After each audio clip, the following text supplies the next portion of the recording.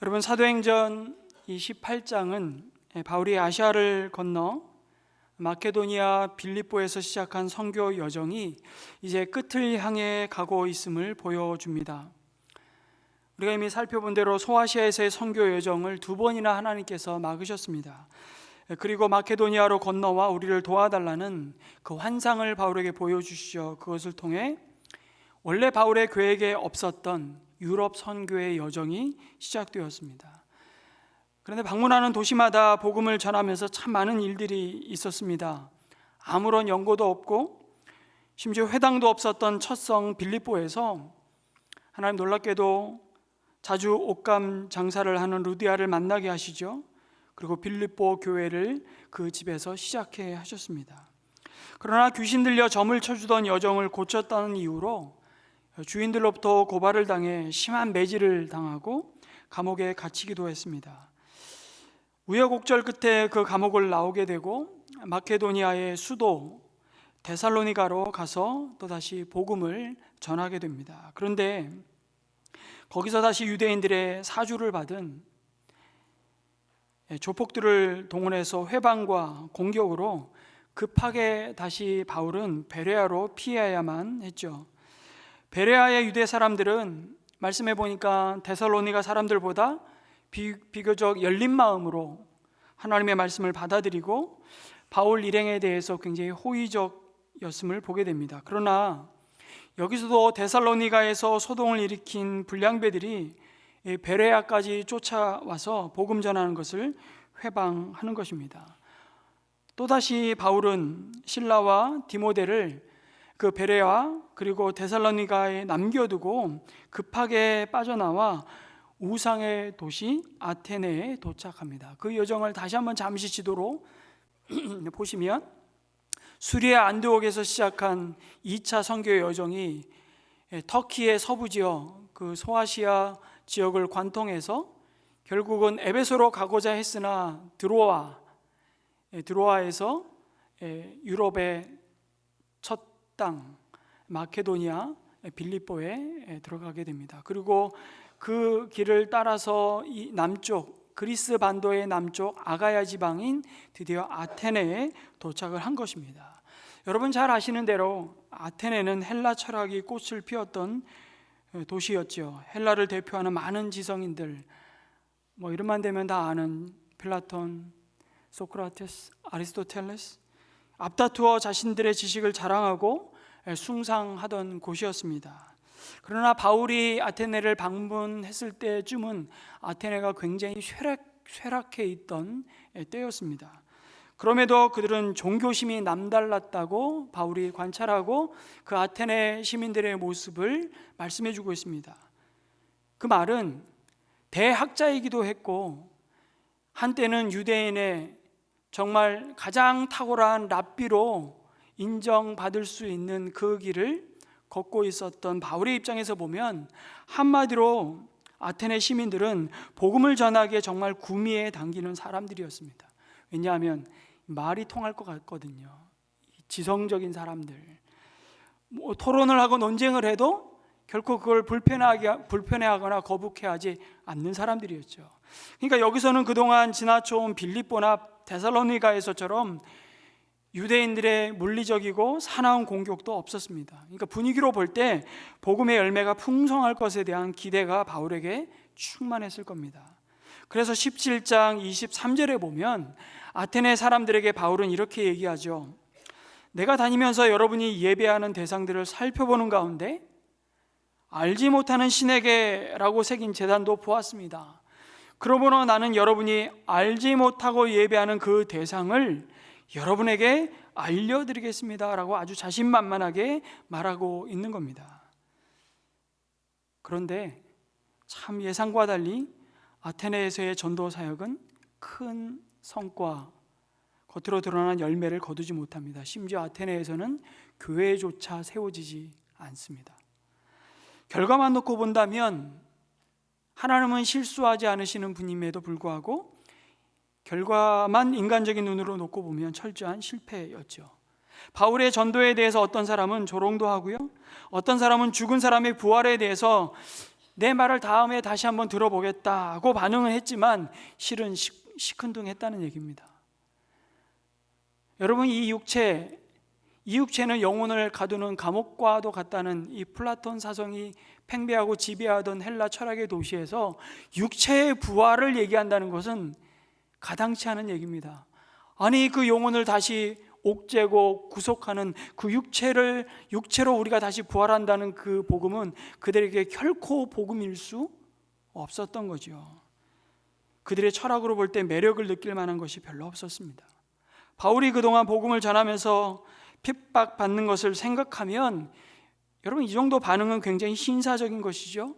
그런데도 바울은 아테네에서의 사역 이후에 그의 전도 여행에 커다란 상심과 위축을 경험한 것 같습니다. 아마도 계속되었던 물리적인 핍박과 고난으로 육체의 쇠약을 경험했을 뿐만 아니라 정신적으로도 바울은 멘붕 상태를 경험했는지 모르겠습니다.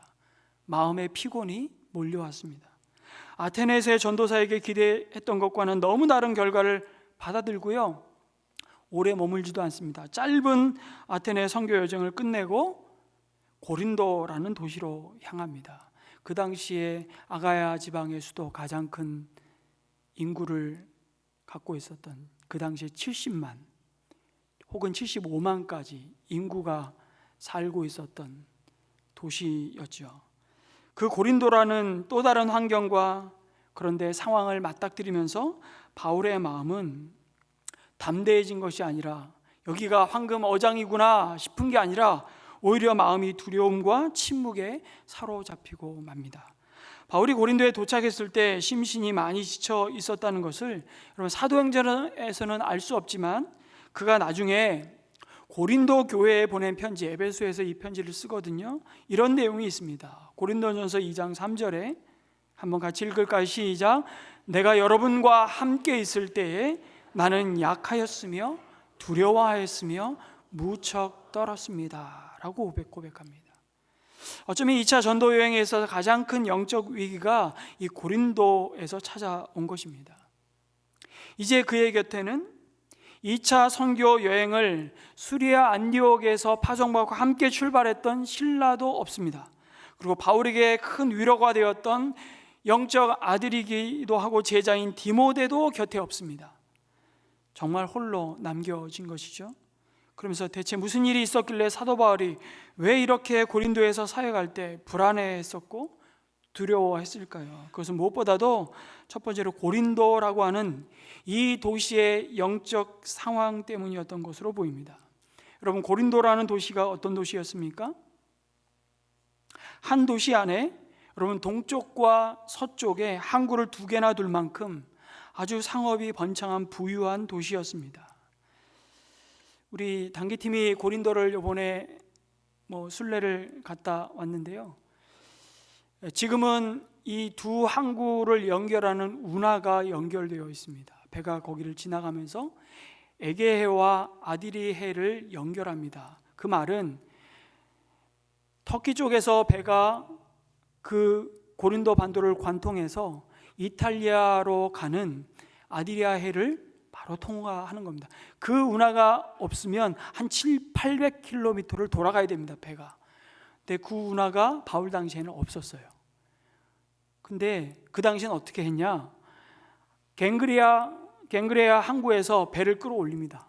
그리고 통나무로 배를 굴려서 한 6km 정도 지나간 다음에 다시 아디리아해 방향에 저 서쪽 편의 항구에 배를 다시 띄워서 로마로 무역을 하는 겁니다. 얼마나 여러분 번창한 무역이 번성해서 돈이 넘쳐나는 곳이었는지 모릅니다. 한마디로 고린도에는 돈 자랑하면 안 되는 도시였습니다. 그리고 그 돈의 힘이 있는 곳에 늘 따라다니는 쾌락이 온 도시를 뒤덮고 있는 화려함과 환락이 숭상되는 곳이었죠. 그것을 바다의 신 포세이돈과 여러분 미의 여신, 그러면 누가 생각납니까? 비너스, 고린도 말로는 아프로디테 신전을 세워놓고요, 그들은 숭배했습니다. 지금도 그 유적 터가 남겨져 있습니다. 그 내로를 따라서 제가 고린도를 방문했을 때 산 정상에 575m 정상에 그 당대의 가장 큰 비너스 신전이 세워져 있었습니다. 미를 추구하면서, 사실은 미를 추구한 것이 아니라 쾌락을 추구했던 것이, 종교의 이름으로 쾌락이 그 신전에서 천여 명의 여사제와 함께 행해졌던 것입니다. 그리고 밤에는 그 여사제들이, 말이 여사제지, 그 매춘부들이 도시로, 고린도 도시로 내려와서 온 도시가 음란으로 뒤덮여 있었던 것이죠. 그래서 고린디언 하면 사전적 의미는 고린도식의 양식, 고린도 사람이라는 의미도 있지만, 또 다른 의미는 음란하고 방탕한, 특별히 돈이 많이 드는 취미 생활을 하며 사치하는 남봉꾼들을 의미했습니다. 고유명사가 된 것이죠. 그래서 고린도인처럼 행동한다는 의미는 매춘한다는 의미였습니다. 쉽게 말해서 고린도는 구약 성경에 나오는 소돔과 고모라와 같은 도시였던 것입니다. 그런 도시로 가면서 바울의 마음이 어땠을까요? 지성적인 사람들, 아주 종교적인 사람들이 사는 아테네에서도 내가 복음을 전하는데 실패했는데, 이 고린도에 와보니 정말 더 엉망인 겁니다. 흥청망청 놀아대는데요, 난잡하기가 말로 할 수 없는 것이죠. 어쩌면 사도 바울은 내가 이곳에 전도하러 왔다가 오히려 악한 음란한 기운에 영향을 받을까 봐 두려워했는지도 모르겠습니다.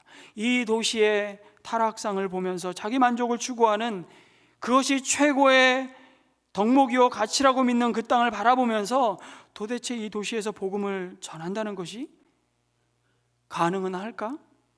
이들이 정말로 복음을 받아들일 수 있는 인간들일까? 그런 생각을 하면서 아마 가슴이 먹먹하고 슬럼프에 빠졌던 것으로 보입니다.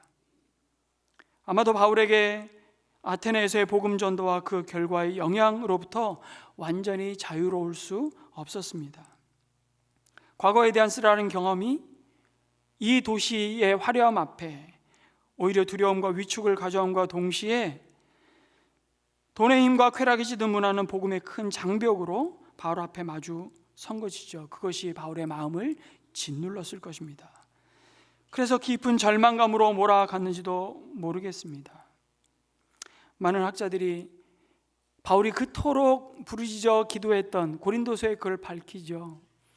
내 육체의 가시를 제해 달라고 3번이나 하나님 앞에 간구했습니다. 심지어 많은 사람을, 죽은 사람을 살리는 놀라운 은사를 하나님으로부터 받은 바울이 자신의 육체의 질병을 고쳐달라는 그 하나님의 부르짖음에 하나님이 내가 받은 은혜가 족하다고, 내가 작어하지 않도록 그 육체의 가시를 그냥 허용하십니다.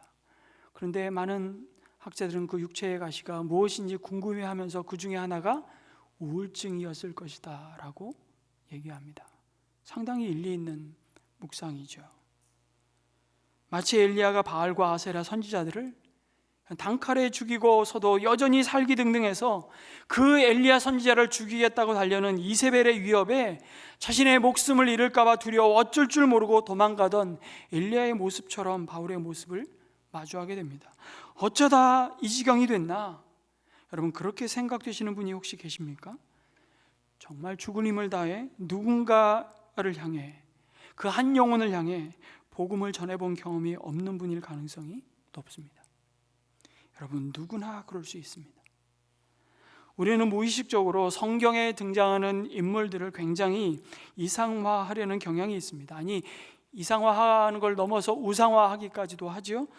우리와 완전히 다른 존재라고 생각하는 경향이 있습니다. 그런데 그렇지 않습니다. 사도 바울뿐만 아니라 성경에 등장하는 모든 인물들이 우리와 똑같이 연약하고 부족하고 똑같이 삶의 무게를 견뎌야 했습니다. 똑같은 문제를 봉착했다는 것을 우리는 아셔야 됩니다. 똑같은 성정을 가지고 두려울 때는 두려웠고요, 외로울 때는 한없이 누구보다도 더 외로웠습니다. 사도 바울의 고린도 사역이 사실 그랬습니다. 위축될 수밖에 없었고요. 또 하나, 사도 바울은 이 고린도에 와서 진짜 경제적으로 매우 궁핍한 상황이었던 것 같습니다. 가만히 보니까요, 오늘 본문에서 그동안 사도 바울의 선교 여행에 한 번도 등장하지 않았던 낯선 단어가 하나 등장합니다. 그 단어가 뭘까요? 생업이라는 단어입니다.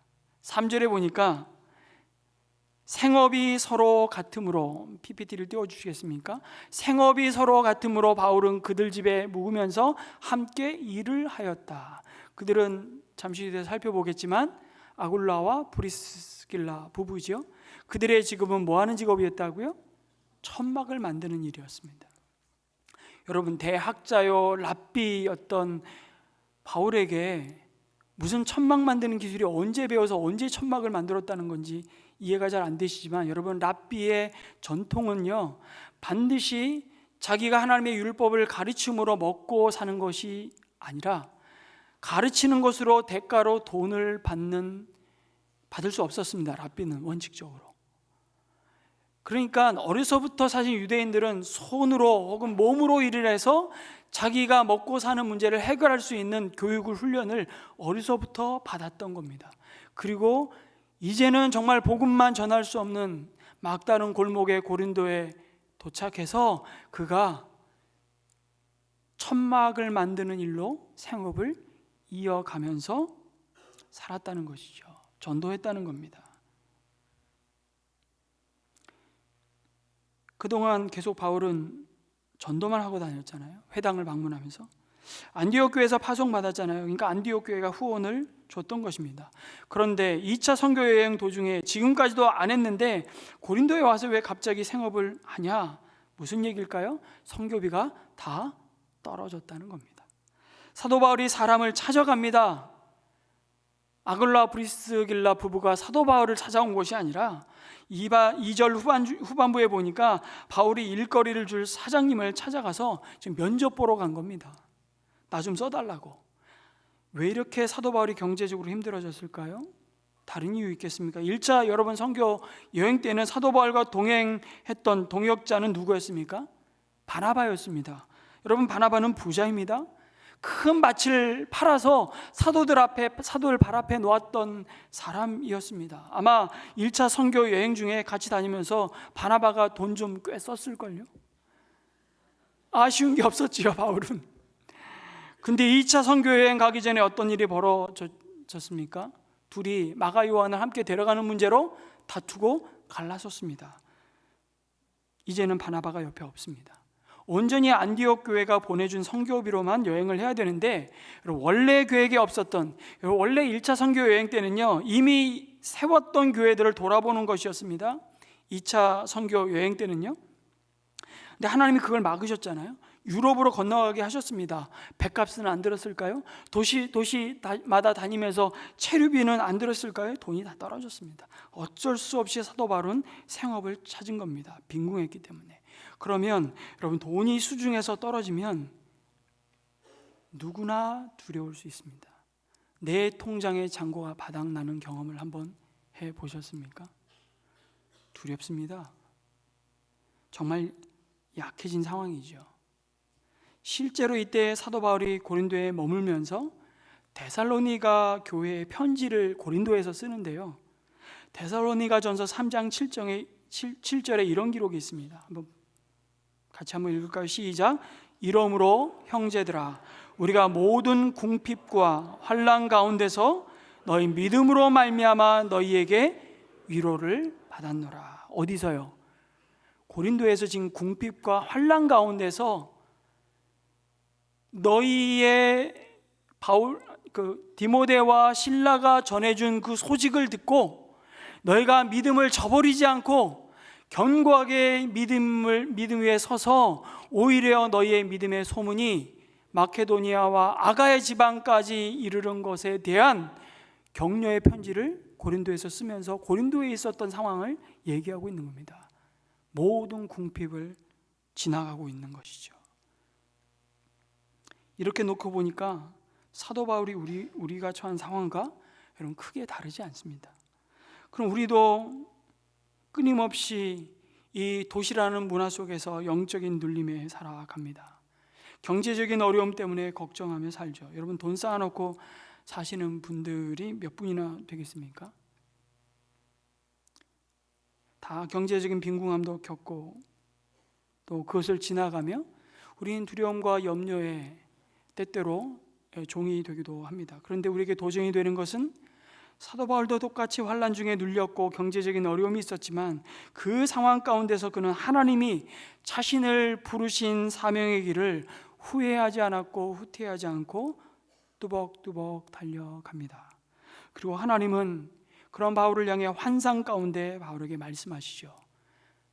2차 선교 여행 중에 두 번째로 환상 가운데 친히 바울을 찾아오셔서 위로하시고 격려하시고 말씀하십니다.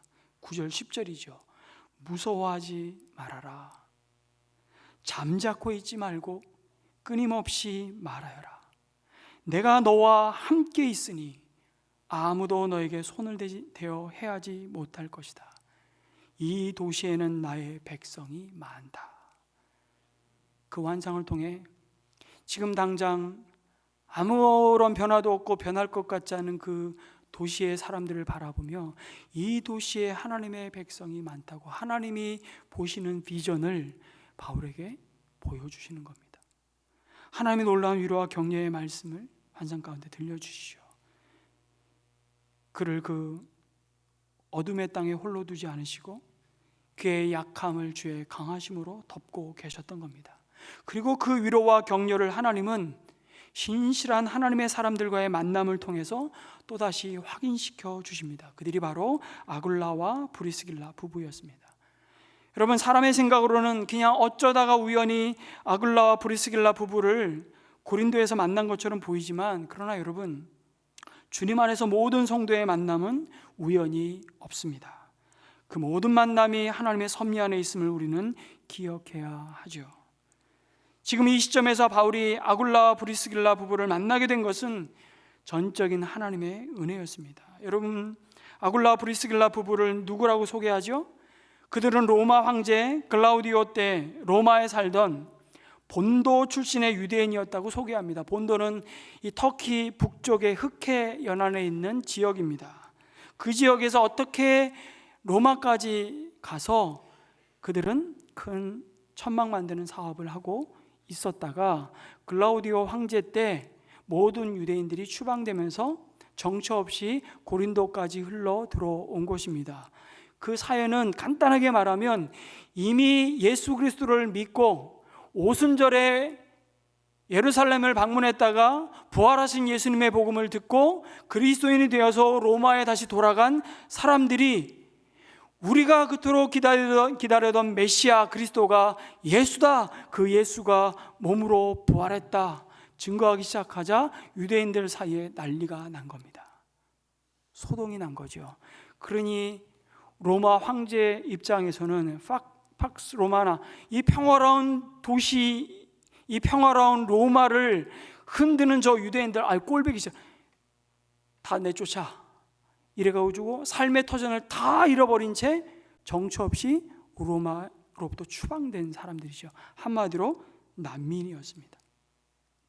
그런데 이들이 이미 로마에서 예수님의 복음을 전해 들은 자들이었는데 먹고 살 수 있는 돈은 고린도에 와서 천막 만드는 일로 생계를 이어가고 있었던 것이죠. 근데 마침 고린도의 복음을 전하기 위해 도착한 바울이 이들을 알게 되고 생업을 위해 찾아갔던 겁니다.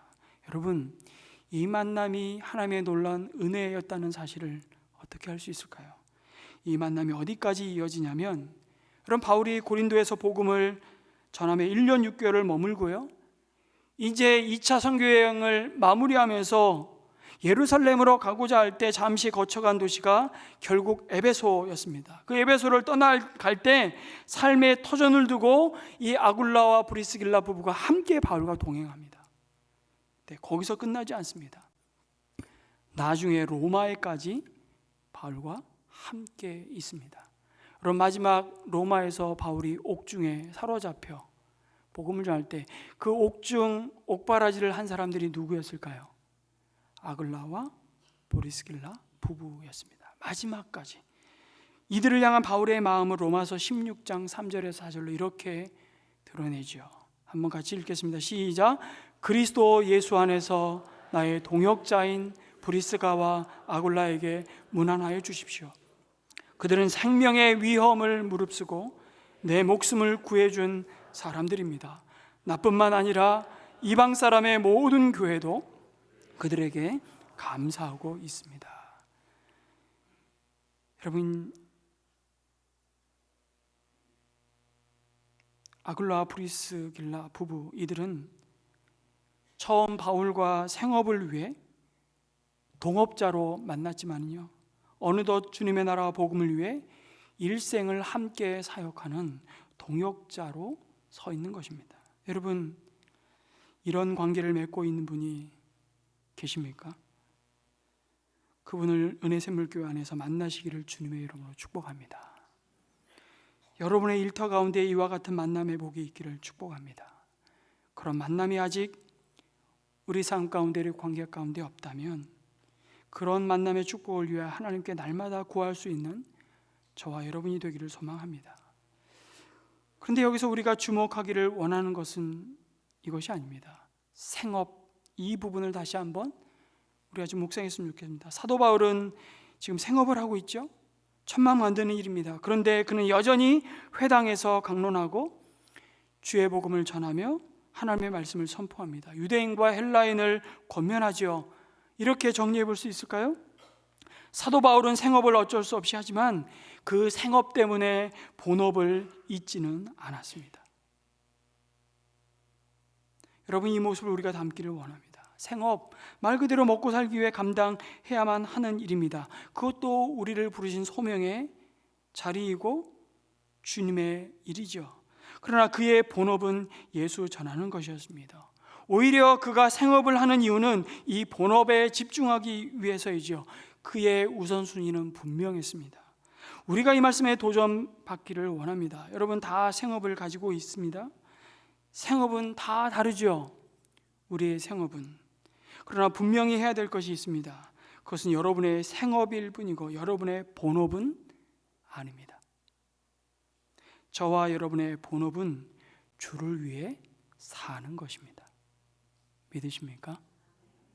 생업을 주를 위해 사는 본업을 위한 그럼 거룩한 디딤돌과 통로가 되기를 축복합니다. 그럴 때, 그 선순위를 바꾸지 않을 때 우리는 생업 또한 주님께 하듯 그 마음의 성실함과 그 손의 공교함을 가지고 충성하게 될 것입니다. 그러나 너무 많은 그리스도인들이 이 부분에서 우선순위를 뒤바꾸고 정체성을 망각하죠. 본업 잘 감당하라고 주신 것인데 생업에 파묻혀서 그 본업을 잊어버리고 망각하고 소홀히 합니다. 이때 우리는 다시 사도 바울을 주목해야 됩니다. 생업 때문에 본업을 소홀히 하지 않았습니다. 앞으로 누가 여러분에게 직업이 뭐냐고 혹시 물어보신다면 이렇게 답하셔야 합니다. 생업은 건축업인데 본업은 복음 전하는 자입니다. 생업은 열심히 실험실에서 연구하는 연구원인데 본업은 주의 복음을 전하는 자입니다.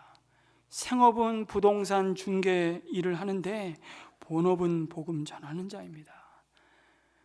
생업은 청소하는 일인데 본업은 복음의 증인입니다. 생업으로 부르신 자리가 교사이건 간호사이건 의사이건 변호사이건 학생이건, 그런데 본업은 주님 전하는 자입니다. 여러분, 우리는 흔히 이렇게 말하죠. 우리 자녀들에게, 야, 너는 크리스천 사업가가 되라. 많은 목사님들이 이런 생각 가질 수도 있다는 생각을 해보게 됩니다.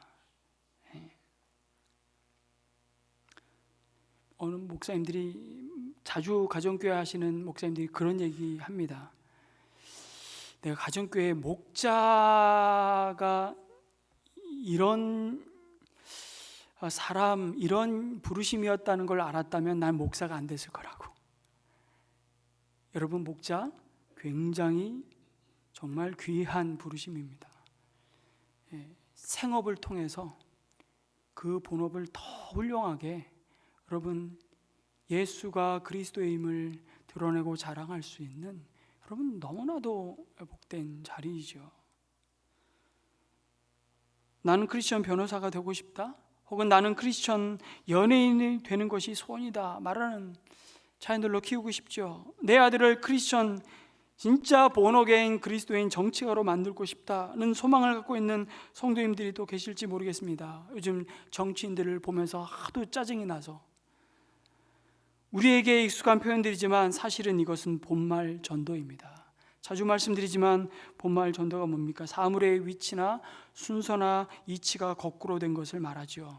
그리스도인이 형용사가 되어서 뒤에 붙는 직업, 그 명사를 수식하는 것은 여러분 영적 본말 전도라는 겁니다. 크리스천의 방점은 사업가, 교사, 정치가, 연예인, 교사가 아니라 그리스도인에 지켜야 하는 것입니다. 이 점에서 이 인물을 다시 한번 소개해드리고 싶습니다. 팀 티보라는 유명한 미식축구 선수가 있습니다. 사진 한번 보여주실까요? 이 사람입니다. 팀 티보. 잘생겼죠?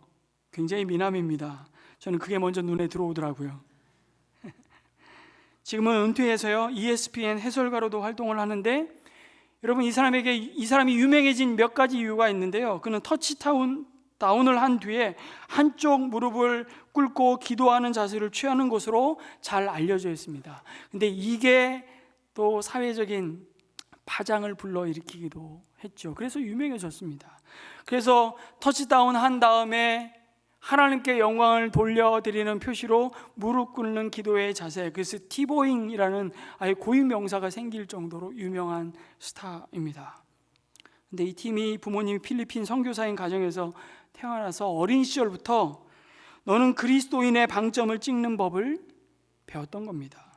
국가적인 유명세를 타던 팀 티보가 수만 명이 메인 스타디움에 모여서 그날의 경기에 히로가 되고 인터뷰를 하면서 했던 말이 이것입니다. 세상은 나를 보고 크리스천 축구 선수라고 말합니다. 그러나 나는 축구 선수로 뛰는 크리스천이라고 말하고 싶습니다. 여러분, 우리도 우리 자녀를 그렇게 말할 수 있는 그리스도인으로 세우기를 축복합니다. 나는 요리사로서 하나님과 세상을 섬기는 그리스도인입니다. 나는 소방관으로서 하나님과 세상을 섬기는 그리스도인입니다. 방점이 직업에 있는 것이 아니라 내가 누구에게 속했는지, 그리스도께 속한 자, 그리스도인에게 있다는 사실이죠. 이 소속이 분명했던 바울이 이 고린도에서 무서워하지 말고 잠자코 있지 말고 끊임없이 말하라고 격려하시는 주님의 음성을 따라서 인간적으로는 정말 하루라도 빨리 떠나고 싶은 그 향락과 우상의 도시에서 2차 선교의 여행 중에 가장 긴 세월을 고린도에 머뭅니다. 1년 6개월, 가장 오랜 시간 머물며 복음을 전할 수 있었던 것은 또 한 가지가 이것입니다. 구별된 삶에 대한 헌신이 있었기 때문에 가능했습니다. 뭐에 대한 헌신이요? 구별된 삶에 대한 헌신이 있었다는 거예요. 어떻게 할 수 있냐면, 안 읽었지만 18절의 말씀에 가보면 이런 표현이 나옵니다. 제가 읽어드릴게요. PPT를 못 띄웠는데, 바울은 여러 날을 더 머무른 뒤에 신도들과 작별하고 배를 타고 시리아로 떠났다. 이제 2차 선교여행을 마치고 이제 예루살렘 안디옥 교회로 돌아가고자 했다는 것입니다. 그때 브리스길라와 아굴라가 그와 동행하였다. 그런데 바울은 서원한 것이 있어서 갱그레아에서 머리를 깎았다고 말씀합니다. 아니, 한 개인이 머리 깎는 일이 뭐 그렇게 중요했길래 성경에까지 기록했을까 싶습니다. 바울이 머리가 너무 기니까 보기 싫어서 이제 깎을 때가 되어서 여러분 머리를 깎았다면 이런 것을 기록했겠습니까? 우리에게는 굉장히 낯설지만요, 유대인에게는 이 말씀을 듣는 순간 바울의 이 의식이 뭘 의미하는지 유대인들은 다 알고 있습니다. 민수기 6장에 나오는 나시린에 대한 서약입니다.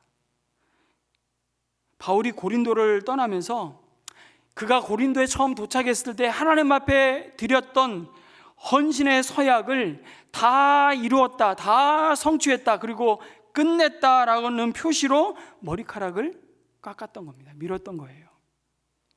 바울이 일찍이 고린도에 도착해서 서원한 일이 있는데, 동쪽 항구인 갱그레아에서 이제 고린도를 떠나면서 이제 내가 다 하나님 앞에 올려드린 나의 약속, 그 서원을 다 이루었다, 그것을 확인하고 있는 장면입니다. 여러분, 민수기 6장에 보면 나시린은 어떤 사람이 나시린이냐면 유대인 중에 하나님 앞에 선한 한 사람을 나신이라고 불렀죠. 구별되었다라는 의미입니다.